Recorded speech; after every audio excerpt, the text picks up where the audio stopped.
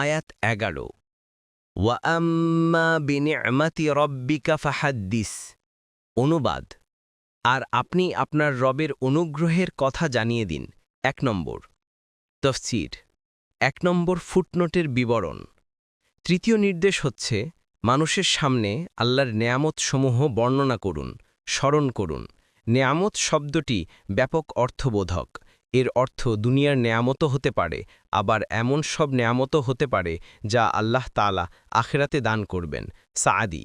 এ নেয়ামত প্রকাশের পদ্ধতি বিভিন্ন হতে পারে।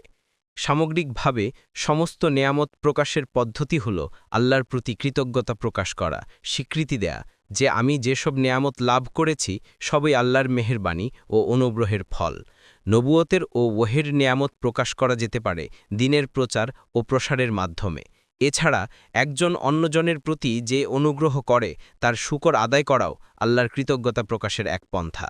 হাদিসে আছে, যে ব্যক্তি অপরের অনুগ্রহের শুকর আদায় করে না, সে আল্লাহ তাআলারও শুকর আদায় করে না।